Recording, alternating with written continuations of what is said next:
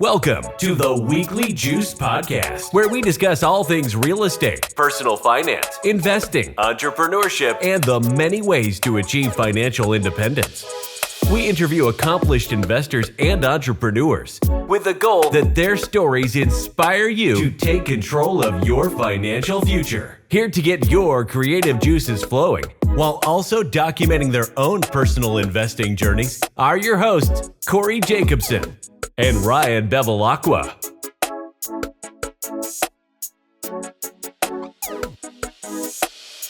Welcome back to the Weekly Juice. As always, it's your boys Ryan and Corey here with another episode. Today we had the pleasure of interviewing Dominique Gunderson. She is an out-of-state real estate investor, currently living on the road. Honestly, I'm not sure how to explain exactly what she's in, but it's a makeshift RV, and she currently invests in Louisiana, New Orleans to be specific.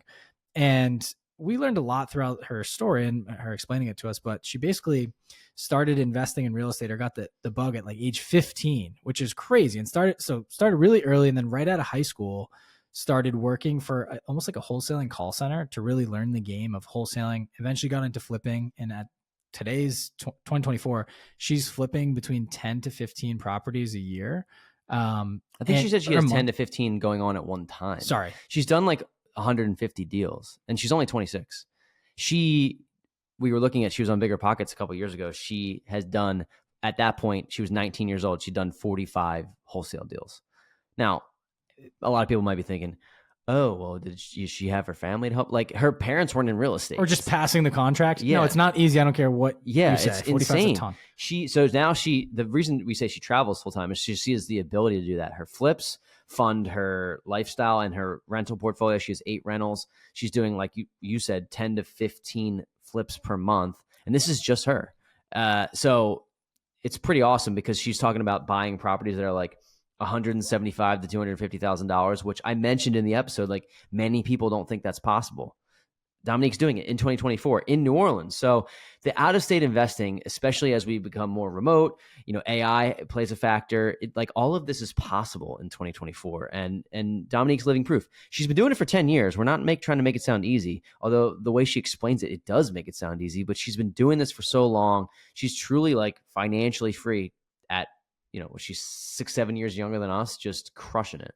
And I think it's cool that she's tried a lot of strategies. Like, she started in wholesaling, then got into the flipping, then is now keeping some of the flips as rentals. Like, it's full circle, right? So she's exploring a bunch of different ways to make money and create wealth in real estate. And we've explored a bunch of these different options throughout the last 4 years on episodes, but it's really cool to see what she's done at such a young age and like parlayed them into each other to build up her nest egg to where she loves traveling, right? She wants to travel at least the United States and go do things when she wants. She can. We asked her about the systems in the episode, how she manages people out of state.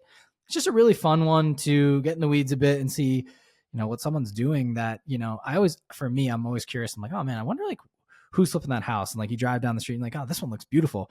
It would be, to me, I would never guess it would be someone as young as Dominique and on the road from an RV. Like, it's so cool. Yeah, it really is. She's living proof that it's possible. Like, so listen to the episode all the way through. She dives into specific numbers and strategies as well. And she was just really fun to get to know today. Yeah. So without further ado, let's bring her in. When you have investment properties and tenants, you need a good system in place for collecting rent to make it easy as possible. And RentRedi can help you with everything. When you sign up for RentRedi, you can start adding your properties, inviting tenants, and creating charges. You can even set up automatic rent reminders and create auto late fees as well. For tenants, they can pay via ACH, card, or even cash using RentRedi's web and mobile apps. They can also use an automatic payment setup and sign up for rent reporting so they get rewarded for paying rent on time. RentRedi saves you time and hassle by automating rent collection, and you can manage everything from one dashboard. For our Weekly Juice listeners, RentRedi's given us a special 50% off for any RentRedi plan using our code WeeklyJuice at rentredi.com. That's RentRedi.com using the code WeeklyJuice. That's WeeklyJuice to save 50% off any RentRedi plan. Dominique, officially welcome to the Weekly Juice podcast. Corey and I are so excited to have you on the show. We've been following your journey for a little while now, and you're doing some really cool things. So we're excited to have you, and thanks for joining us to share your story with our listeners. Thanks, guys, for having me on. I'm super excited to do this interview and share anything that might be helpful to the listeners. Cool. So let's start here. What were you doing pre-real estate investing? And then take us up to how you became an investor and what you're doing now. Yeah, so I actually started my journey with investing pretty much right out of high school. I started getting interested in real estate when I was around like 15, 16, so kind of midway through high school, and just sort of knew that that's what I wanted to do, and that I wasn't going to take the route of going to college. So pretty much immediately after I graduated, I got started within the real estate world. I wasn't exactly investing or like flipping my own houses right off the bat, but I was doing real estate pretty much from the day I graduated. Got it. Cool. So you are known on Instagram, that you're traveling. This is, I think, pretty cool for people to hear that you're not only are you investing out of state, you're investing in New Orleans. And my next question is normally like, well, where do you live? And you have a unique circumstance where you're traveling around the country, which is very, very cool. I don't know if you're in an RV or maybe you can explain it, but like, what's your day-to-day look like as you're traveling around kind of and investing in New Orleans? Yeah, it's been super cool, honestly. And I just started traveling recently, and I'm going to do it for about a year. So we'll see. We'll see how it goes. You guys are catching the early segment of it. But yeah, previously I lived in Colorado and invested in New Orleans. So still long distance, and everything was remote, and I was managing things from a distance, just going to the ground in New Orleans once every other month or every, 3 months. So it was kind of one of those situations where I was already doing everything from a distance, and I just love to travel, love to be outdoors and go on new adventures. So I decided what better way to just take this fully remote and just travel around.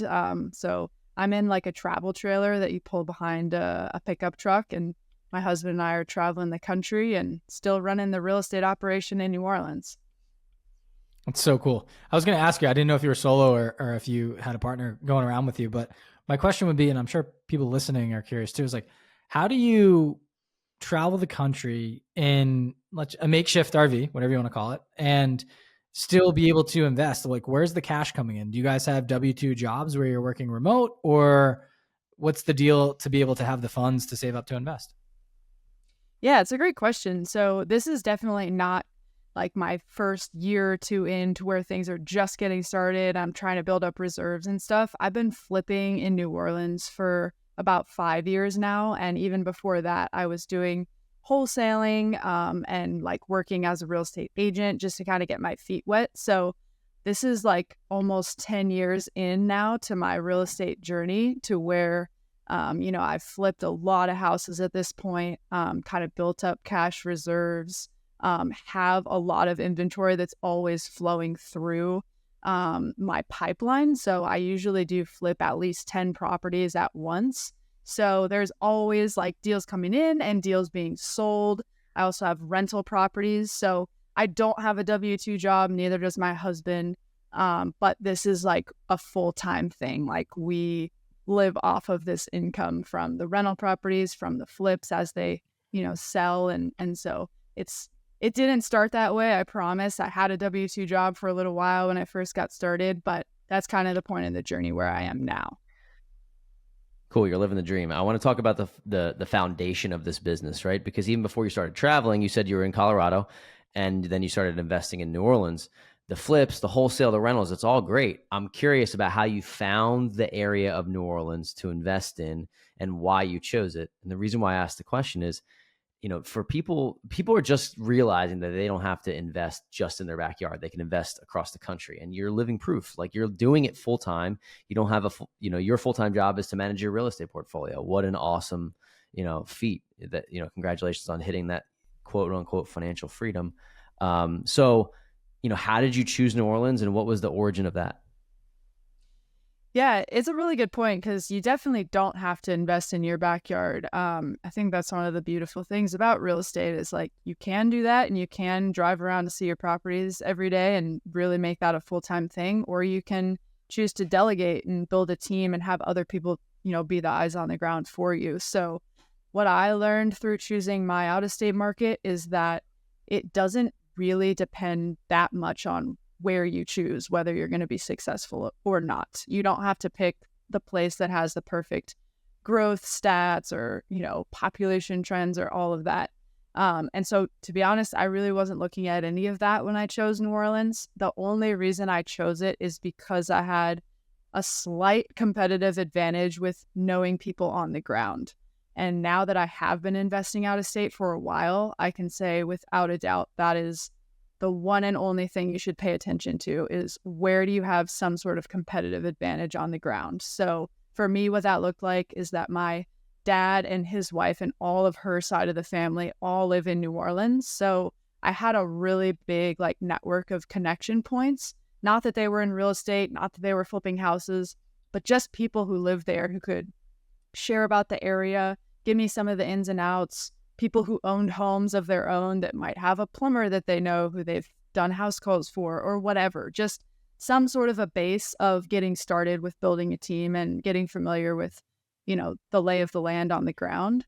So I would highly recommend that too to anyone who's looking to choose an out-of-state market. Choose somewhere you've lived or where you have close family or friends or, some sort of familiarity or could easily get familiar with people on the ground and the lay of the land.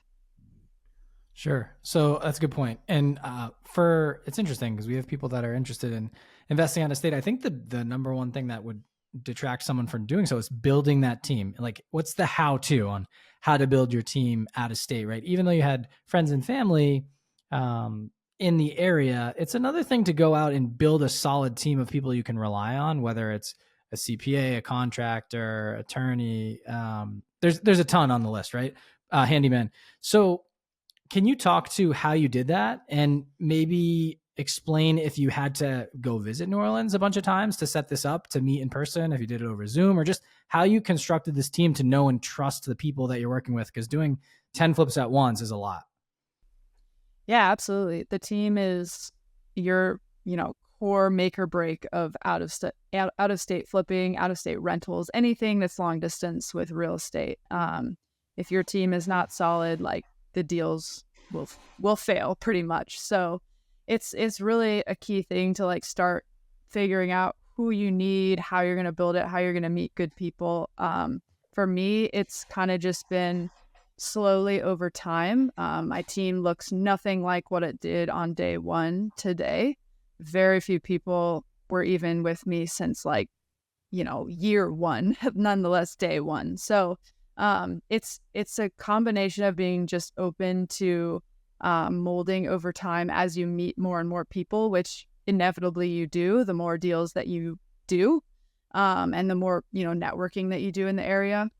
But it's a combination of that and also just starting somewhere. So like I mentioned, I had family that lives on the ground. I don't have any of my family on my team directly, but it was a great starting point to just say, hey, who do you know or who have you heard of that I could maybe reach out to and just start getting those referrals and start having those conversations with contractors, realtors, lenders, whoever you might need on your team. And just trying a deal or two. My first couple deals I did with some people that didn't work out long term. And, then deal 3, you move on to somebody else and you try somebody else until you find a really good flow and rhythm.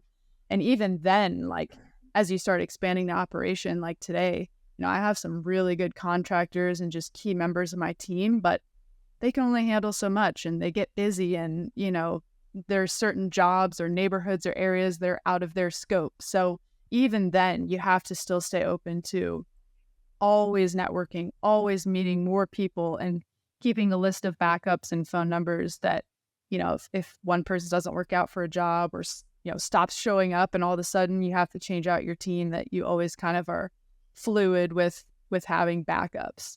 But a lot of it, has definitely been done, spending the time, going to the ground, attending the local meetups, on the ground when I'm there, making strong connections and networking with other investors who I can get referrals from and stuff. So, it is remote, but you definitely over the years have to put in your time on the ground and make that effort to do things face to face. For sure. I think the one thing that's constant throughout what you just mentioned is taking action and taking the, I guess, concentrated leaps of faith.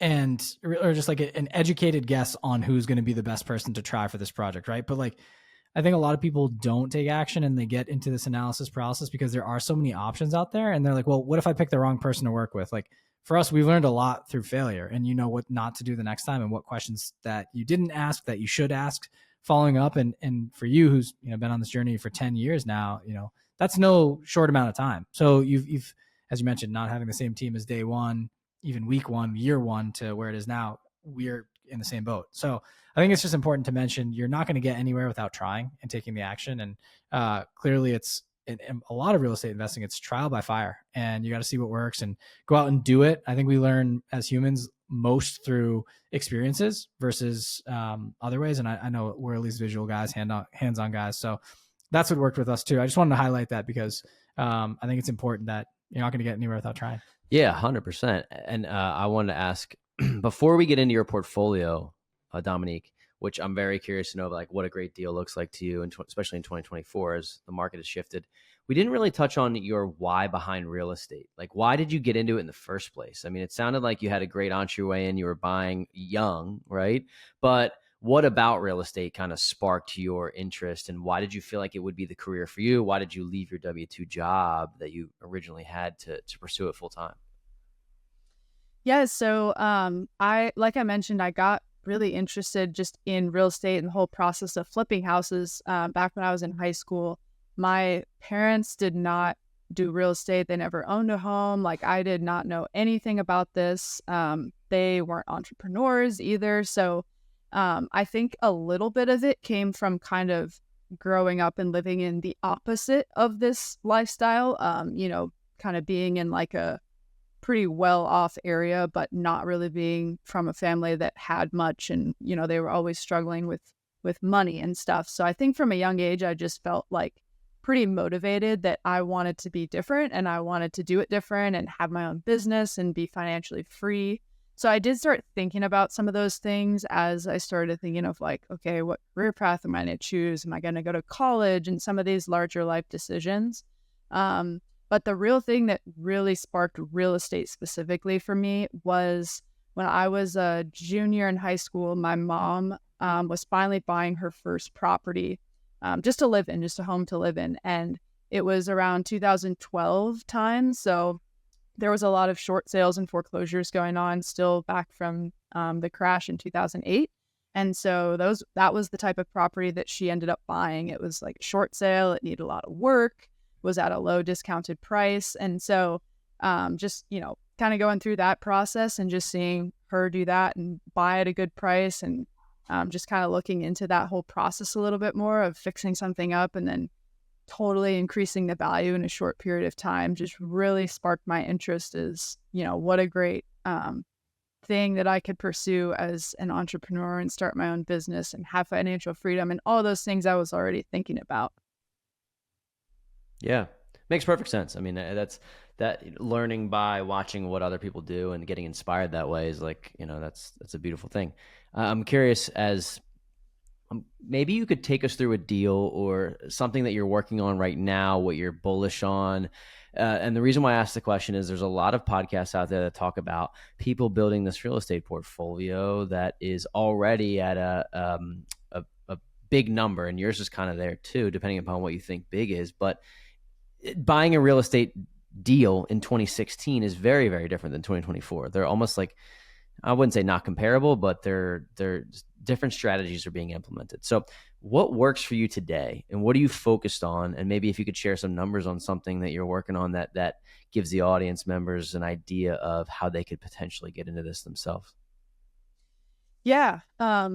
Great point about, you know, the different market and the market shifts. It's been pretty crazy over the last year. And I know market, you know, numbers and trends are very different depending on what market you're talking about. But I could speak to New Orleans, particularly 2023 was a really, really hard year. So early 2023 and before, everything before that in my journey, I was focused on the entry level price point for like first time home buyers that are just trying to get into a nicely affordable but upgraded home.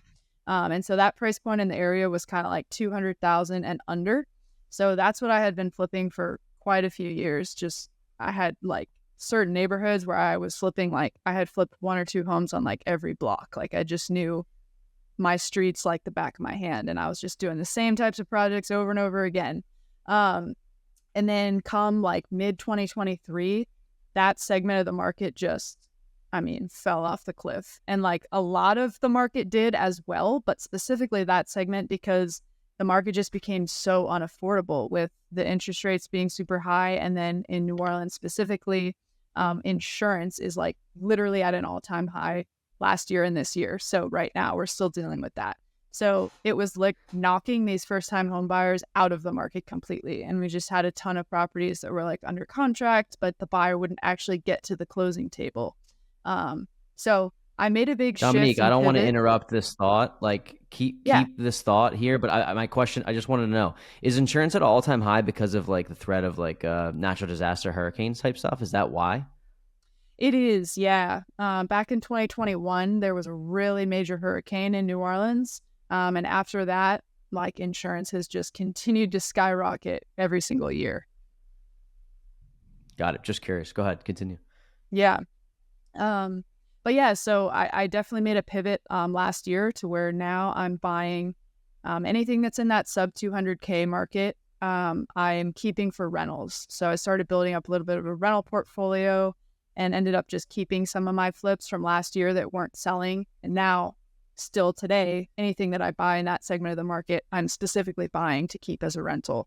And then anything that's kind of like 200, 250K plus on the resale side is now what I'm flipping. It just seems like, you know, it's still an affordable segment of the market. There's still a lot of people looking. It's not the high end segment of the market, but the buyers are just a little more serious, a little more qualified. Just, you know, a quick little shift in interest rates or insurance premiums isn't going to completely tap them out from buying a home. So that's where I've shifted to buying. Is kind of more of like the mid-tier level price point in my market, for flips anyway. And I guess just generally speaking, numbers, what that kind of looks like. An example, I guess, of one we're actually selling today, bought for $245, put in about $55, so pretty much all in for $300. And the deal will make probably about $55K today after we close in profit.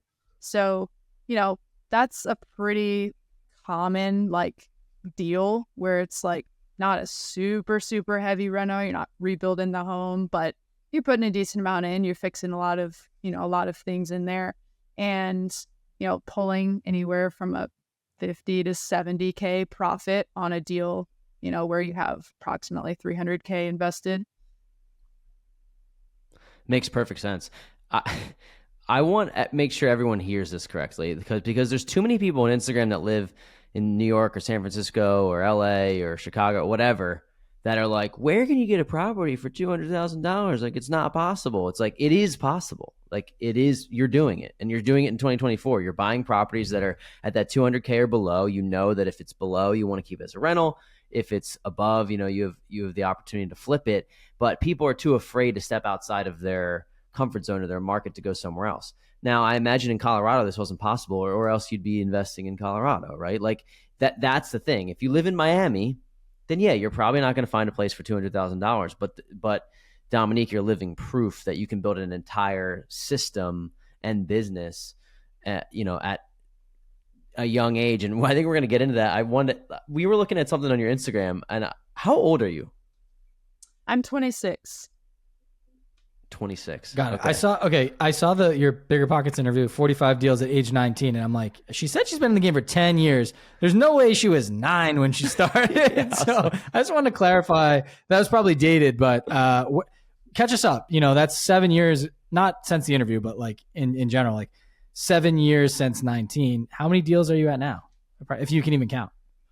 Yeah. I don't know off the top of my head, somewhere, you know, between 100 and 150, something like that. But yeah, to your point, I actually think I didn't even mention this yet in the interview, but the point about going out of state. So yeah, I actually grew up and lived in Los Angeles. So that's like my hometown. That's where I'm from. And yeah, it's insanely expensive. And I when I was recording that Bigger Pockets episode, that's kind of what they were referring to. Is when I was 19, I had done a bunch of wholesale deals at that point. So, and I was just kind of starting to get into flipping, after I got out of wholesaling. So I had done like this whole business of wholesaling and real estate investing experience in the Los Angeles market.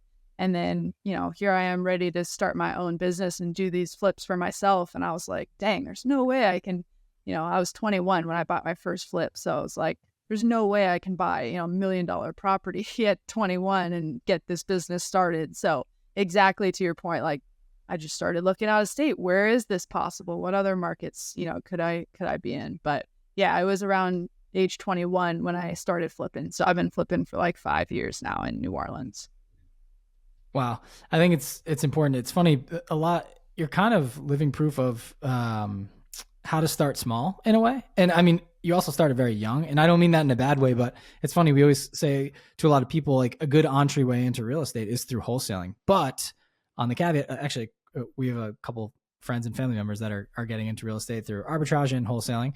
And the reason I bring it up is we know what it takes to go through the wholesaling process. Like that's a grind of calls and trying to find things that are below market value. And then you have to kind of underwrite your deals on the fly and hope that you construct a buyer's list in order to be able to shell off the deal. So can you talk us through that? I mean, that's a very young age to begin doing wholesaling. And I know I'm kind of bringing it back from the flipping, but I'd like to talk about that because, 45 deals at age 19, that's a lot for anyone, even if it is on the wholesaling side. Like, how did you build that business up? Was it just you? Were you having other people call with you? Give us like an idea for someone that maybe in 2024 is like, hey, it's a little daunting to get into rentals and flipping, but maybe I'd start in the wholesaling side.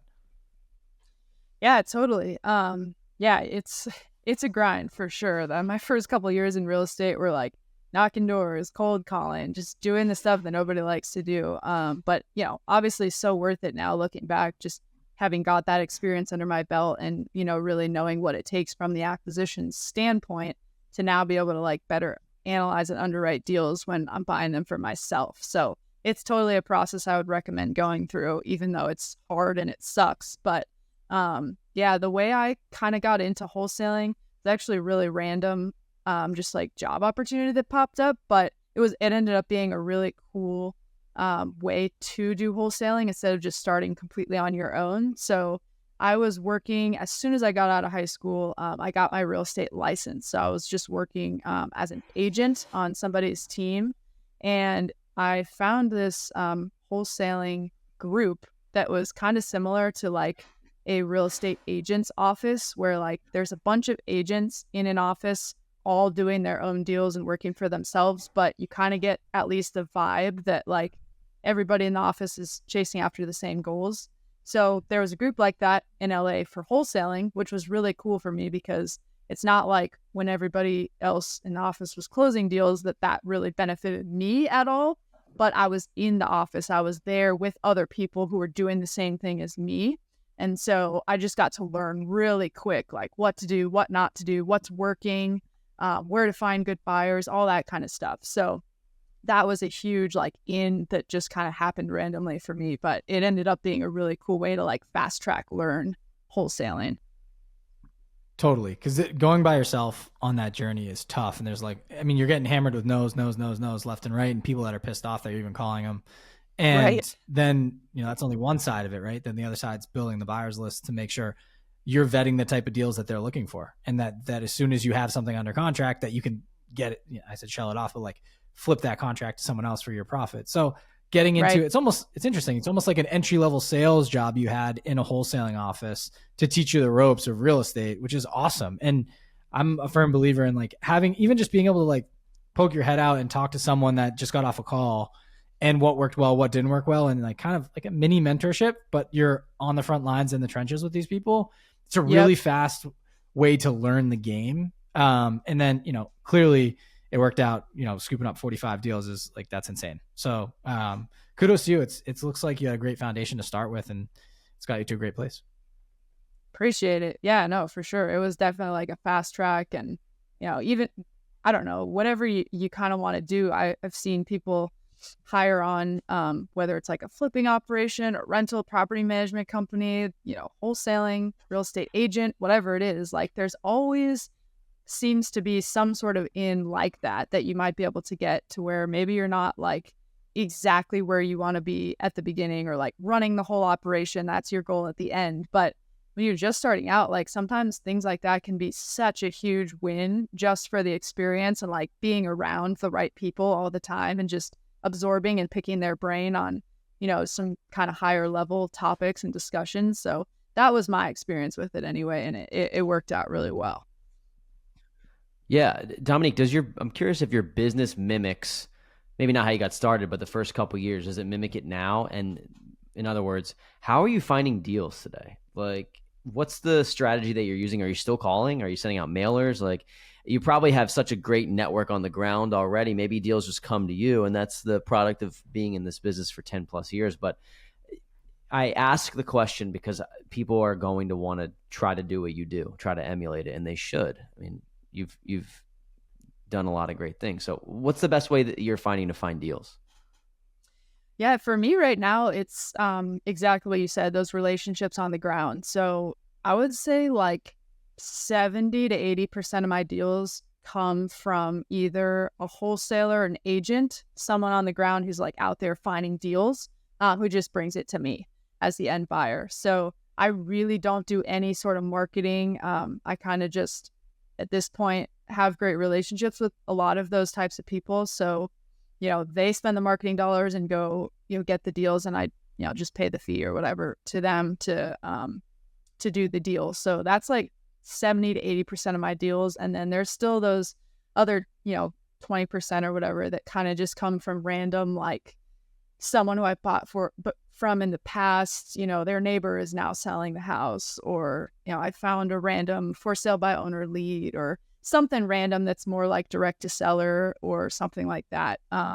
But yeah, I really don't spend on marketing. I don't have any sort of cold callers that work for me or a mailing campaign that goes out every month. It's a lot of word of mouth and networking. Got it. Okay. That makes perfect sense. What are your future goals with your business? Like, is there a place that you want it to grow to in the next few years? Are you trying to make this traveling thing more of a full-time forever type thing? Do you ever want to, are you looking to settle into a certain specific place in the country? I'm just curious.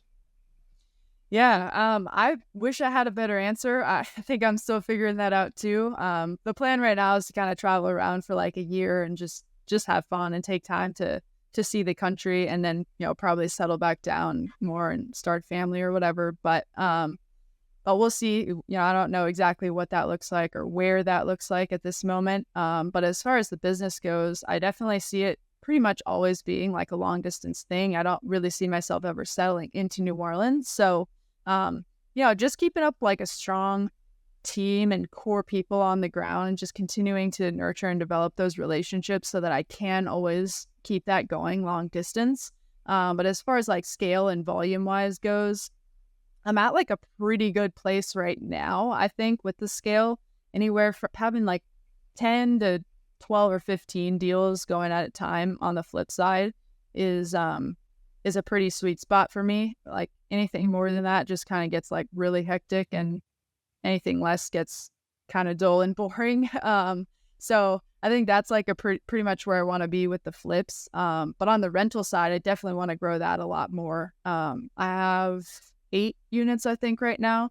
I just started keeping and buying rentals last year. So my goal is for sure to get that up to, I don't even have a number or a cap, but that's kind of like a retirement, plan that I'm building with the long-term rentals. So I want to keep buying, at least 5 or maybe more per year units to just keep holding over the years as I keep buying and flipping, just kind of hold the cheap 200K and under ones that cash flow really well.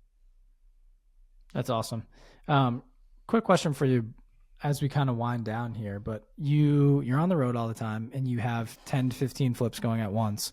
Can you talk to the systems you put into place and like how you kind of run the show behind the scenes, like tips and tricks for like even get as granular as you're comfortable getting with like apps that you might use? We have some property management softwares that we recommend, and then things that have changed for us. I mean, we use a property manager for a lot of things, but even just to manage your relationships and like, do you use Asana or Slack or what is it that you can do while being mobile, right? To like wake up every day and still be working and keeping tabs on everything.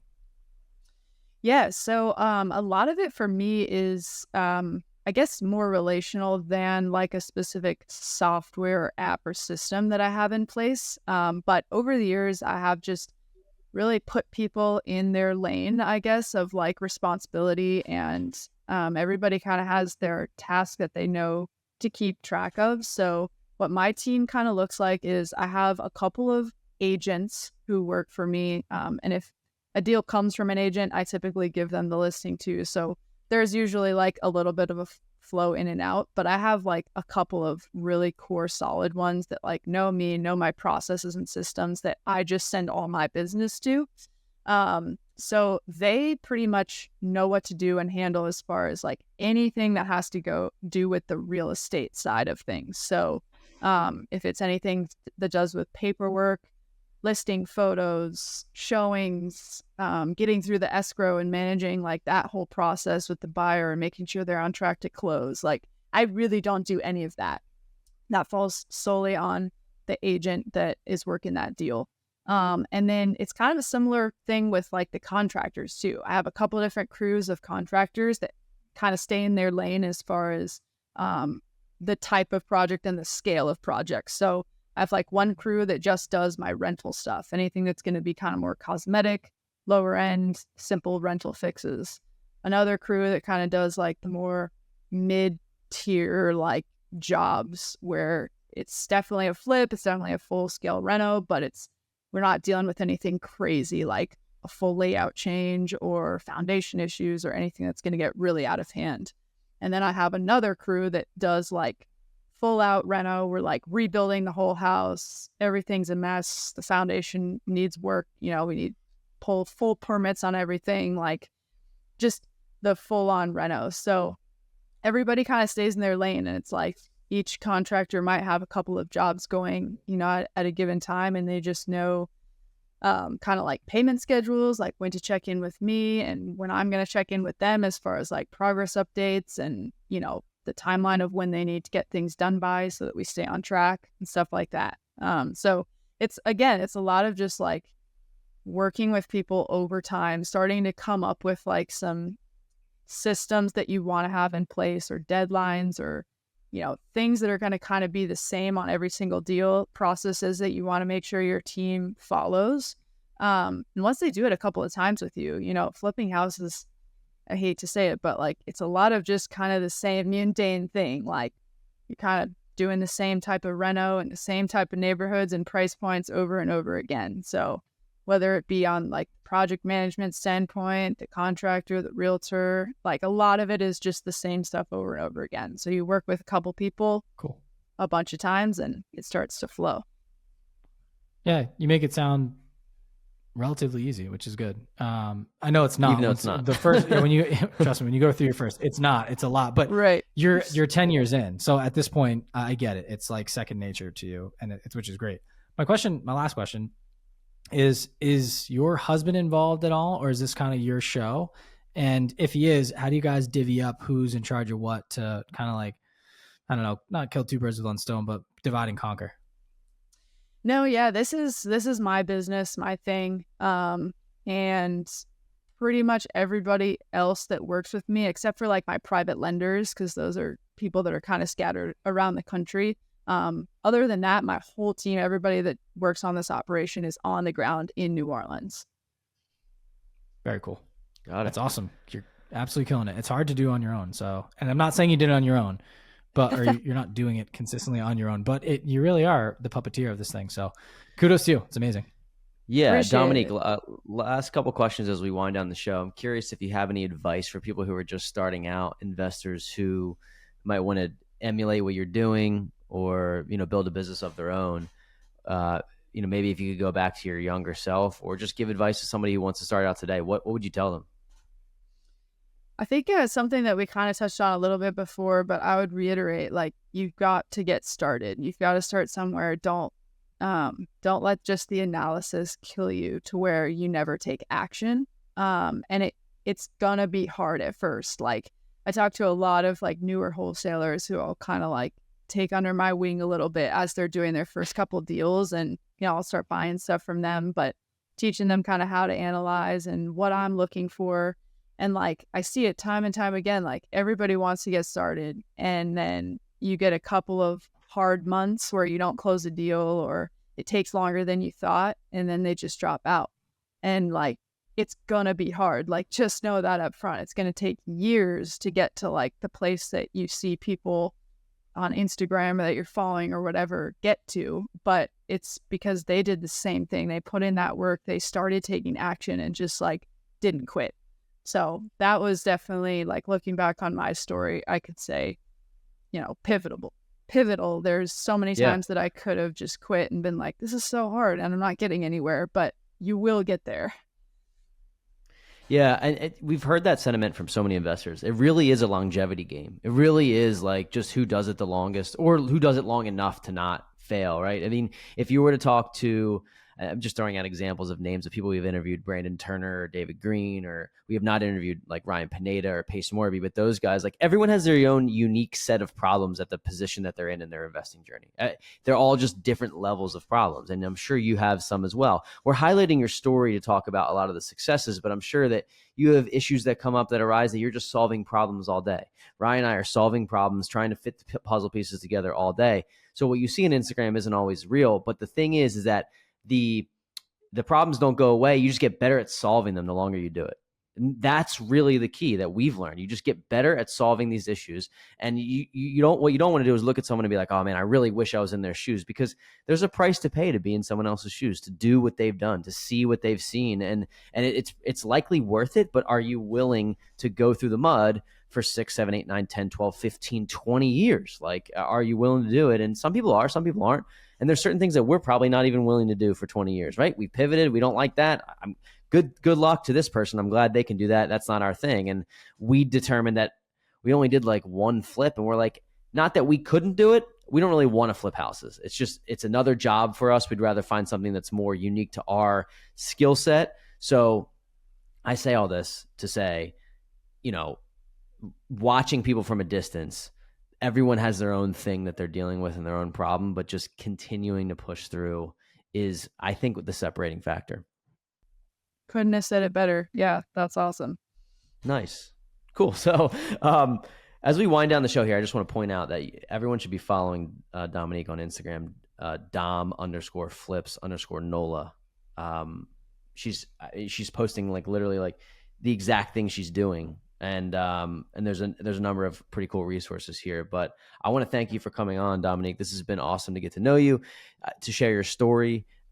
Is there any other place that people can reach out to if they want to learn more about you, or they want to network or find out what you're doing in New Orleans? Probably the best place, on Instagram. But if there's like a specific question, something I might be able to help or answer, shoot me a message and I'll do my best to reach out and help in any way I can. Cool. Well, Dominique, it was a pleasure having you on the show today. Congratulations to all your success. It's amazing to see how far you've come, and you're doing a lot at a young age. And I know age isn't really, it's just a number at this point, but it's inspiring to see what you're doing, and to all that you're doing while mobile, traveling the country, and it's your own show. So really cool to get to know you. Thanks for sharing your story, and we really appreciate it. Thanks, guys. Thanks so much for having me on. Thanks for tuning in this week to the Weekly Juice Podcast. If you liked what you heard, please leave us a 5-star review on Apple Podcasts, subscribe, and share with friends. The more ratings we get, the more ears we'll get on our show, and in turn, we'll be able to provide you with more high-quality guests. You can also find us on Instagram at Weekly Juice Pod, where we post daily tips and tricks and document our own journey towards financial freedom. Make sure to tune in every Wednesday to get your weekly juice.